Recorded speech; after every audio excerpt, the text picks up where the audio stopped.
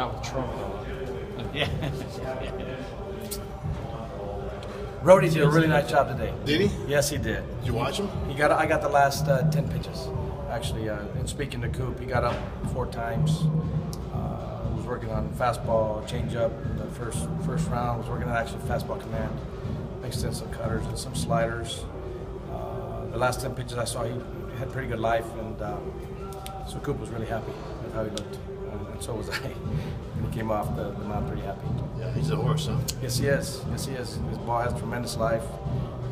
There's, nothing against the kids that were hitting against him. We saw a lot of balls in the cage, so which is good. When's he gonna pitch? We got, I think, one more semi set up, hopefully, and then we'll go from there. You said before Quintana came back that you might throw him out in some backfield games just to keep the intensity level low. Is that still the plan? For Q or for Quintana? Yeah. Yeah. That's possible, yes. I think he came in, did his work. And we still have with the 3 weeks left, we still have the ability, should we choose to do some games on the backside. Will you try to line him up for opening day, or is that? We're still setting it all up right now, and I promise, you guys will get it as soon as I can. So that's a yes. What's game 4? Tilson. Tilson is going to be shut down for about 3 weeks, non-weight bearing. It's a little setback, obviously. I know he's disappointed. And obviously, in all likelihood, he will start on the DL. And then we'll go from there. I think it's kind of like see if we can get that aggravation calmed down. Fortunately for us, it's not anything other than the aggravation of the little bone there. And once he gets to doing where his comfort level with that is good, which is it's all calm, then we'll start to wrap up and get the work started to get him back on the field again. The baseball activities and conditioning and fitness and things of that nature. There'll be other things he'll be able to do, but I know he's disappointed. But there's only so much you can do, and right now it's just us being patient and allow him to do what he needs to do to get back on the field.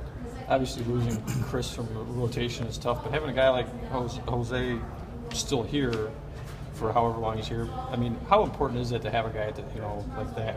He seems to be underappreciated outside of the clubhouses, but I mean, he's every bit as good, as a lot of the best pitchers in the game, it seems. I would say that you're absolutely correct. He's very unappreciated outside of our unit, but I think, honestly, I think the game that he threw just recently in the WBC probably put him on the map a little bit more because it's just a larger scale in terms of notoriety and the audience. He's obviously an excellent pitcher. He's a big-time pitcher, and so for us, we're happy that he's with us. I think that moving forward, he's a guy that continues to help all the other guys. Rhodey, Holland. I mean, we've got some guys. Shieldsy, who's got history, obviously. I don't ever want to downplay any of the guys that we have. Gonzo. So as we keep moving forward, we'll see where it ends up landing. I don't really think about, you mentioned, if he's still here. I don't think about those things. He's here, and we're happy to have him. With Moncada, I know you don't maybe emphasize the results as much, but do you have to keep, tell him that, just given that they haven't been there so far this spring? No, I think most of the guys are more concerned with really improving on the different aspects of their game.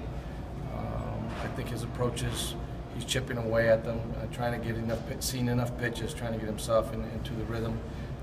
He's had really good moments for us, obviously, in a couple of the games that he's played.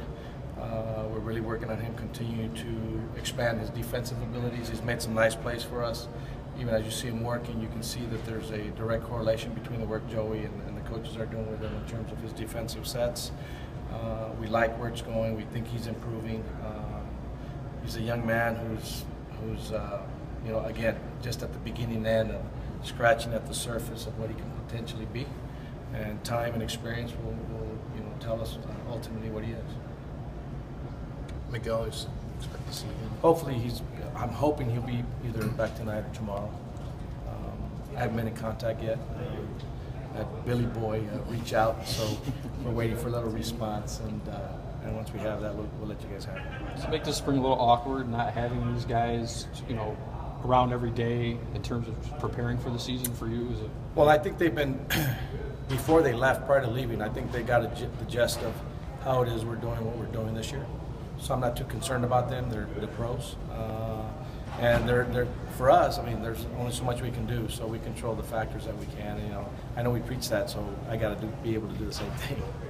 How much improvement have you seen from Fulmer in his starts so far this spring? I think he's starting to command his own a little bit better.